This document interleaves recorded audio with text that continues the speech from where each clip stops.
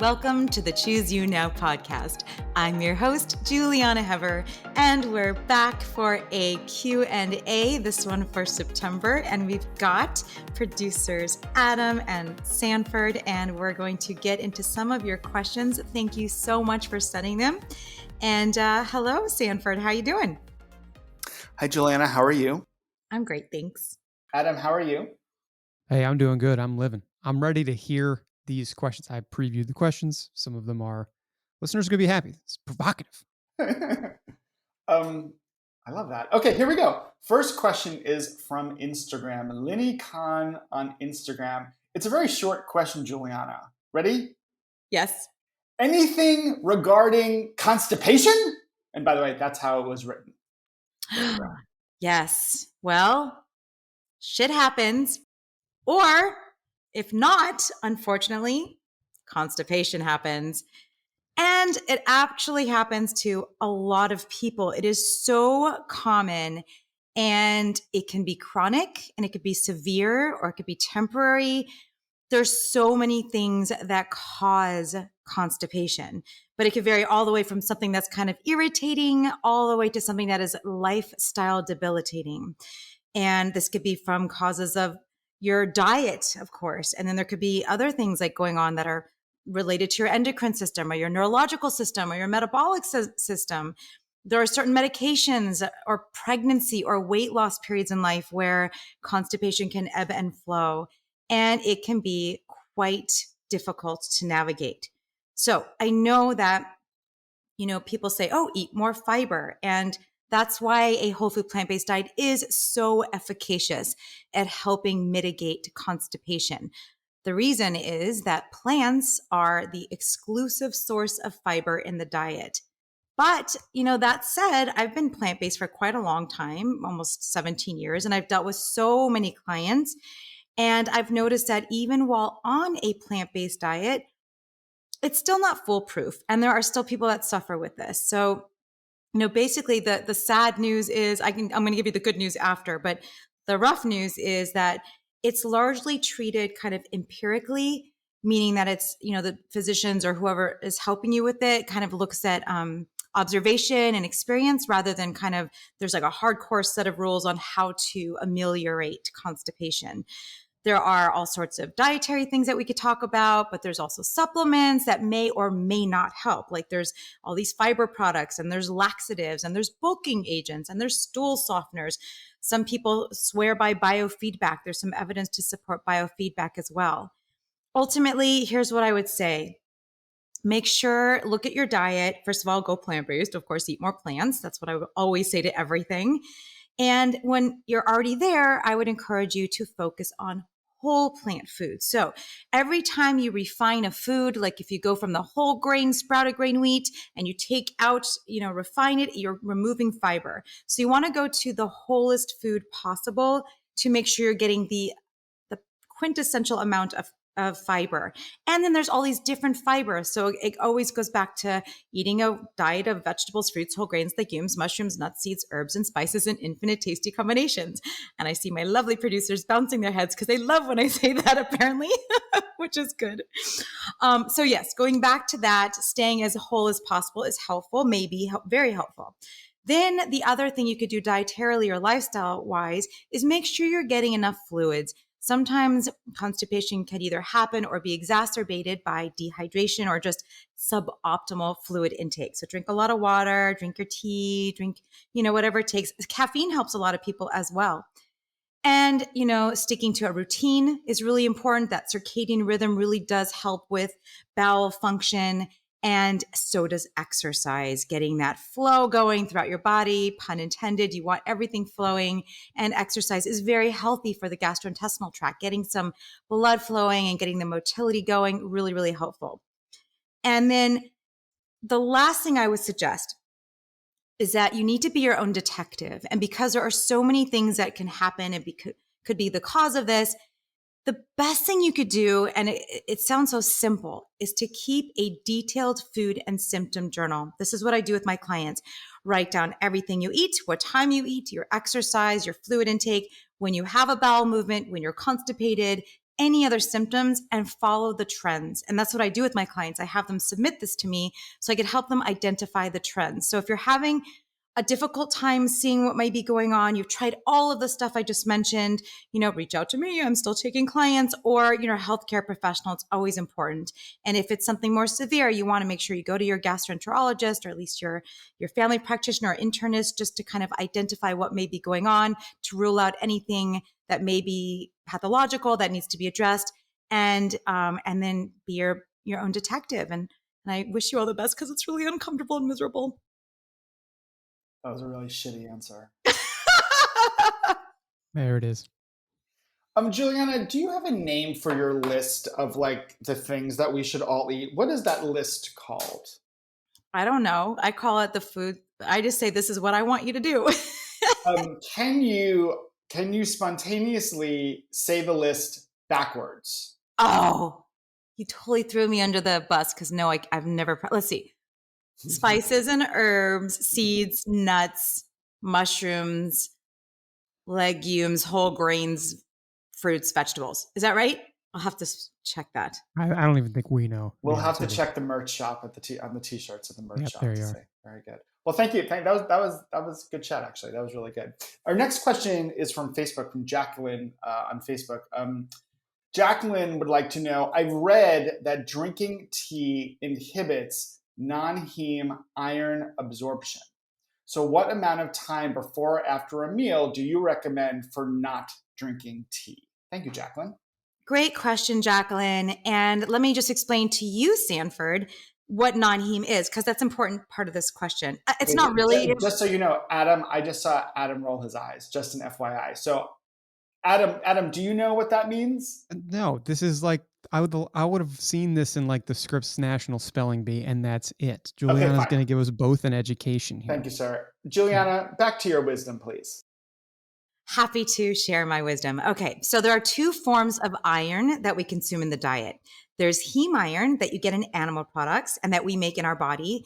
And then there's non-heme iron, which is what we get from plant foods. So when you're relying exclusively on plant foods for your iron, which are people on a plant-based diet, then you need to think about non-heme iron. So the cool thing is that there's no more incidence of iron deficiency anemia in vegans as in omnivores. So you can absolutely get enough iron from plants that it's not a problem. Heme iron is absorbed better, which is why doctors always say, I get my clients all the time coming to me saying, I'm anemic and my doctor says I need to eat steak. Have you guys heard that? Oh, if you're anemic, eat red meat. Right. I was diagnosed as anemic a number of years ago, and the first thing I was told was to eat steak. Yes. Right. And very common. And it's very common to get anemic during periods of life. There's also issues that lead to anemia that are usually non-dietary, believe it or not. Usually it's related to a bleed. So I'm digressing, but heme iron is better absorbed. However, we're going to have a theme today that like, just because something is good doesn't mean more is better. What we also see in the scientific literature again and again and again is that heme iron has its own risks.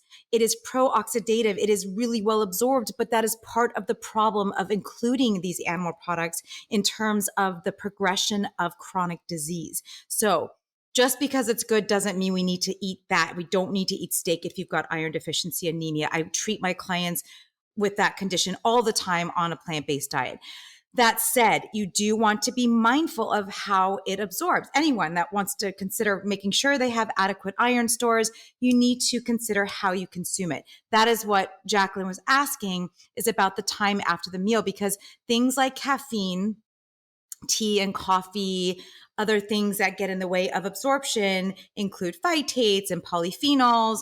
There's certain things, and calcium, by the way, will inhibit the absorption of iron. So there's a lot of research that says, make sure you separate your caffeine, those compounds, from when you're taking the iron-rich foods.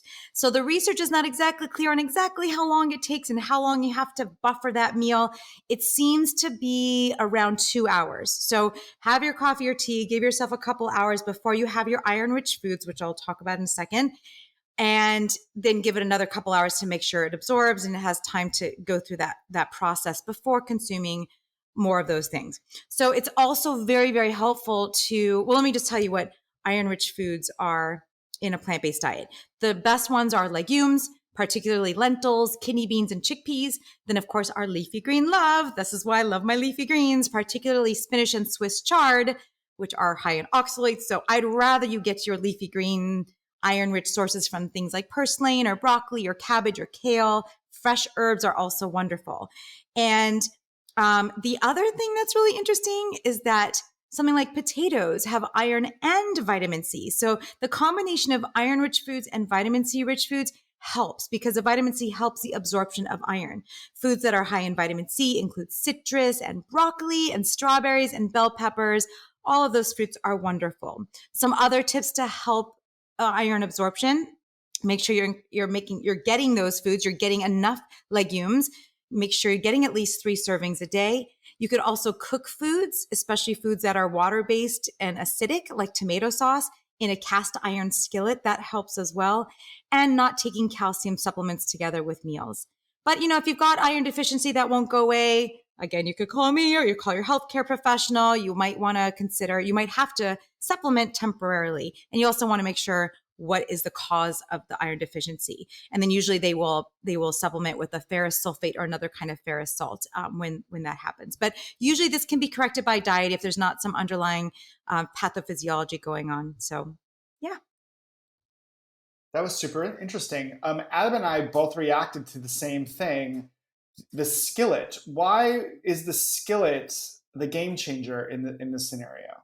I wouldn't call it a game changer. I'm just saying it's another way to get some more iron.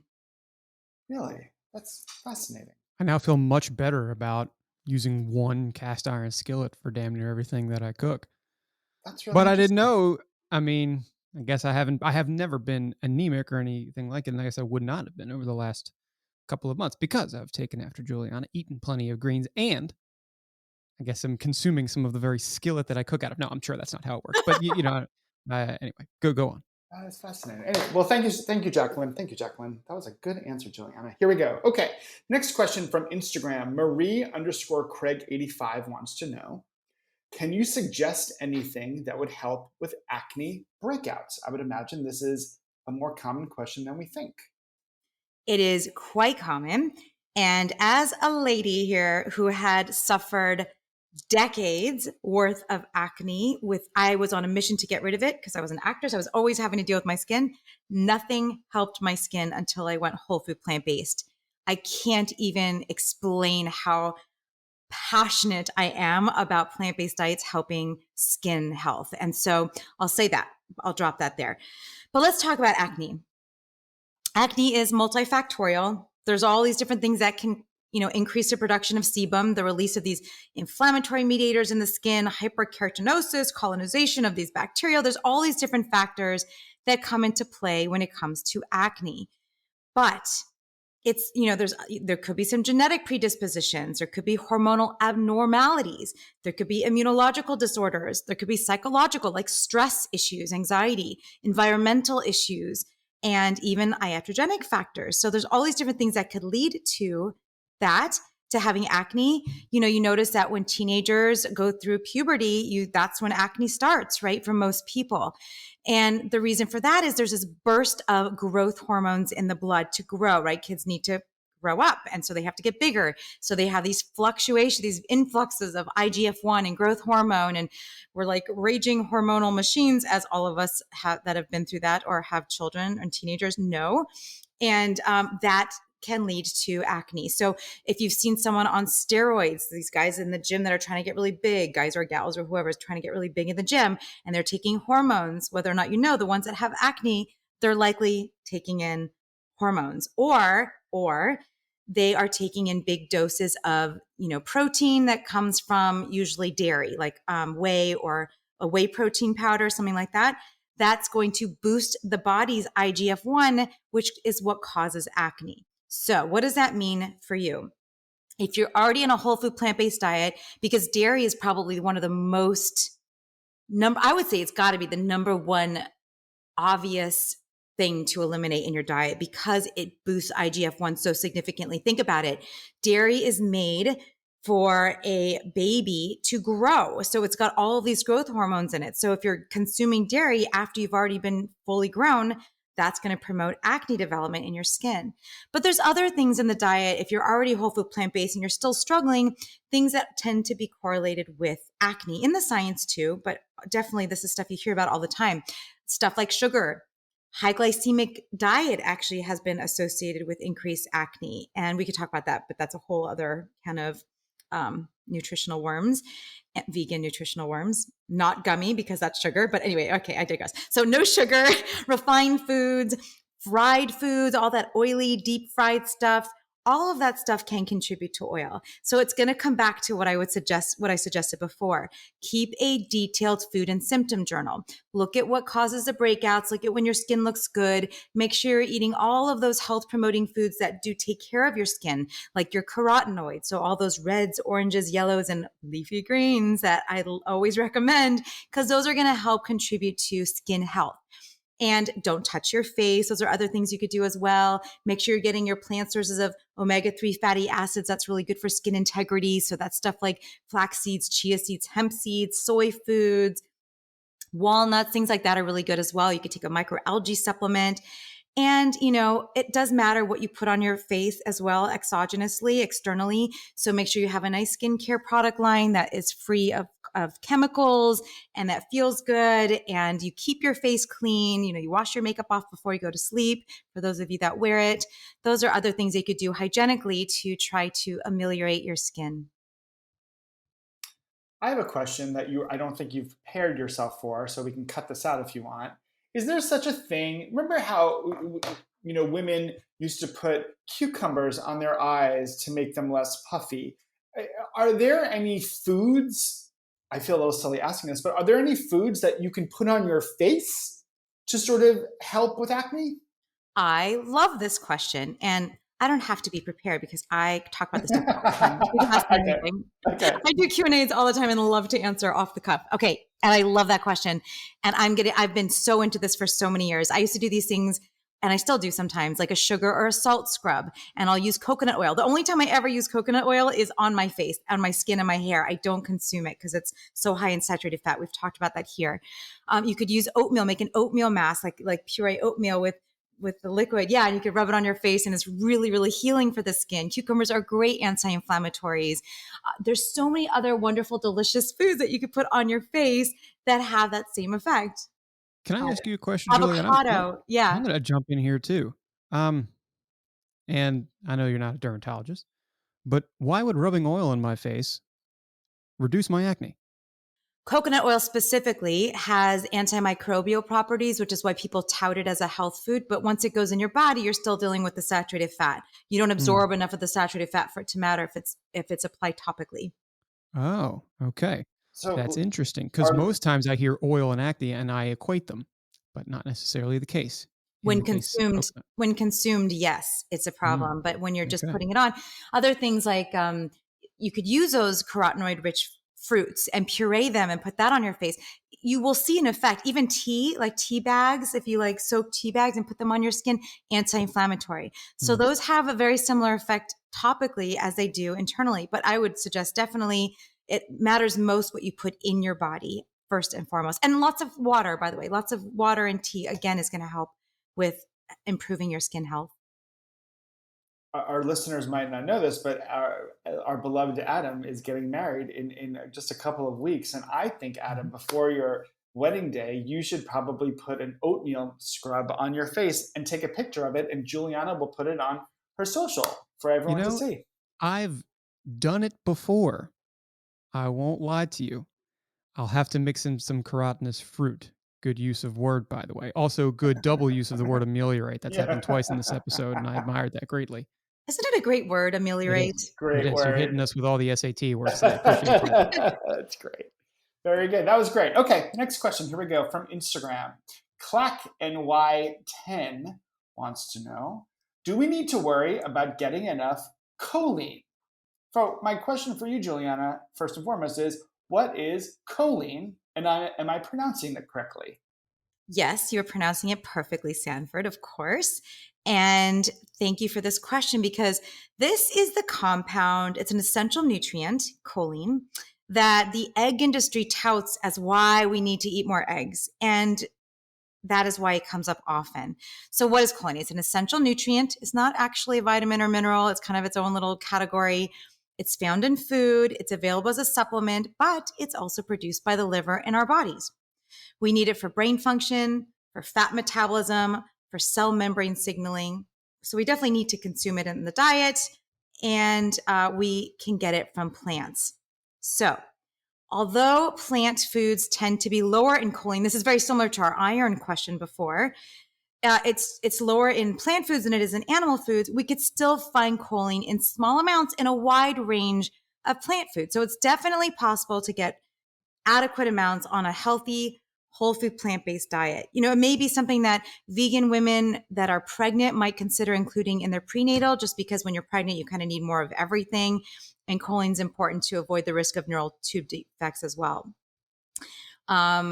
What else do you need to know? Like the daily DRI is about 425 milligrams a day for adult women, but then it's 450 for pregnant women and 550 for men.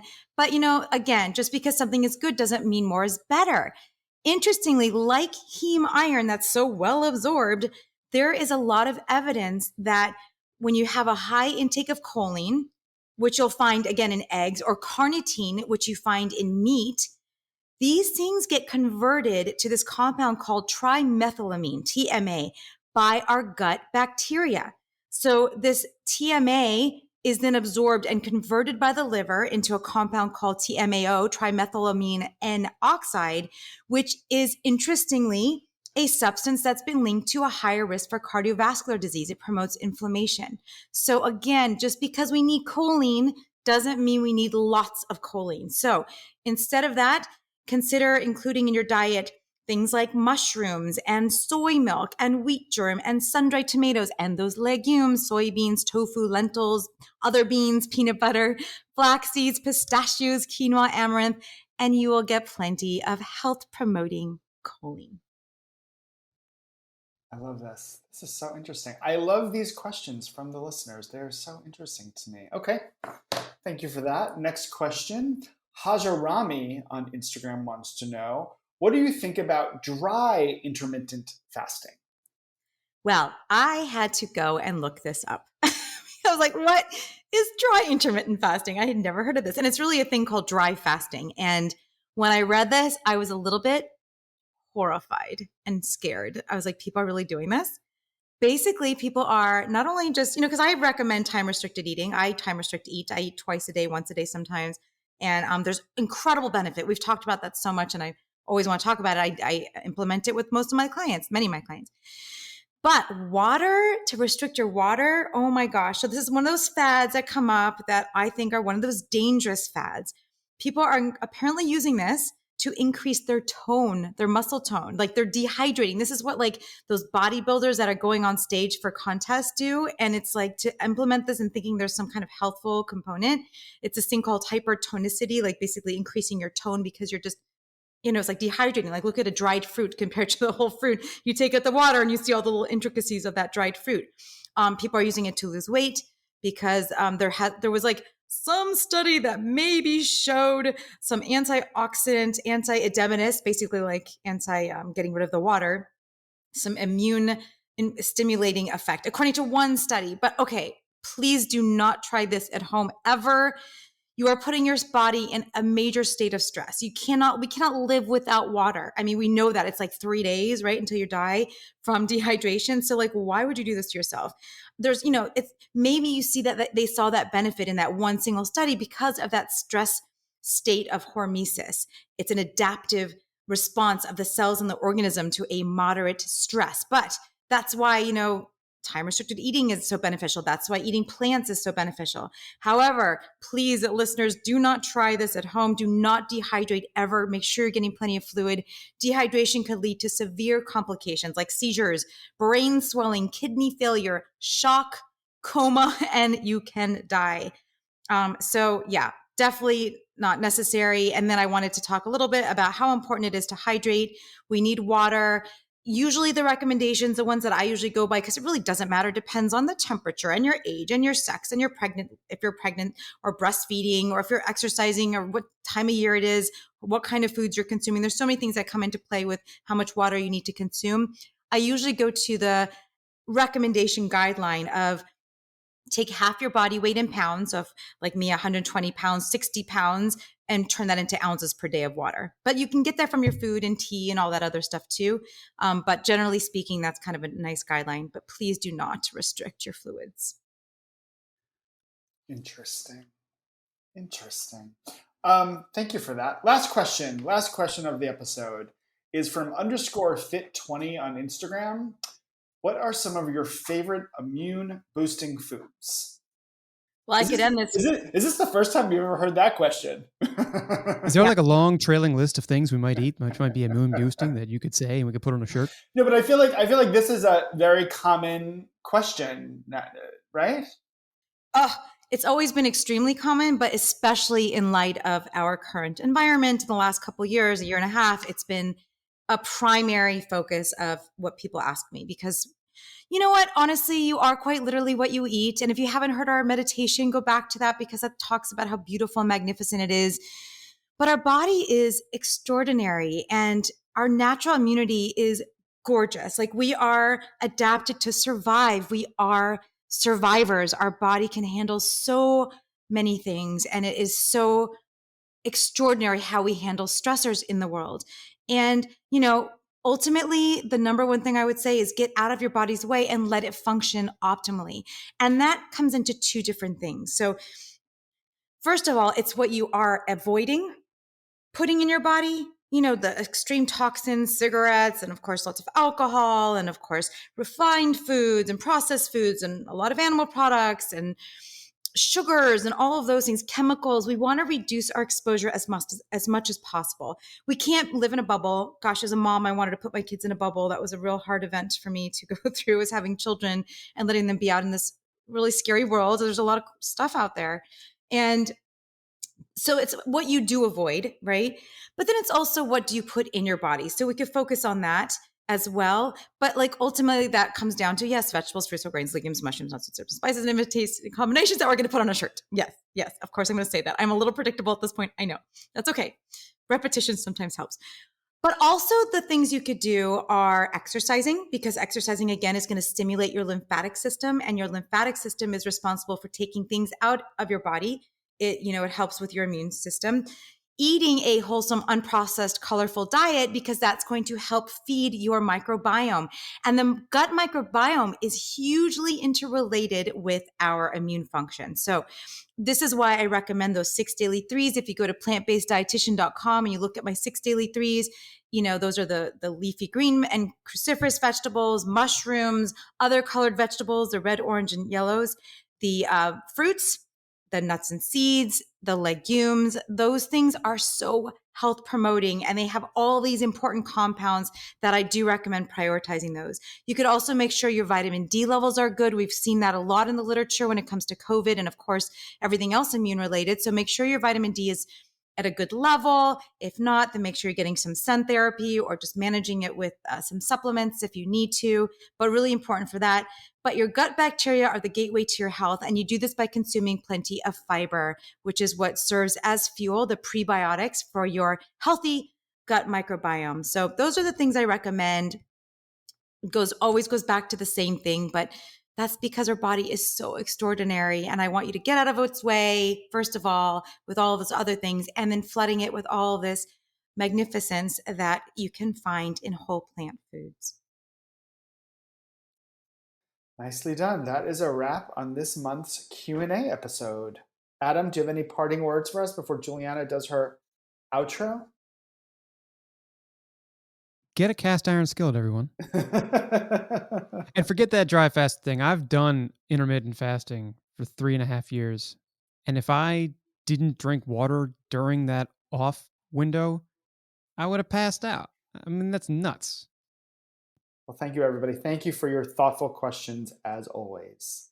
Yes, thank you, everybody, so much. And if you are inspired and enjoy the Choose You Now podcast, please subscribe to the show, rate and review us on iTunes, and send us an email with questions and comments at chooseyounowpodcast@gmail.com.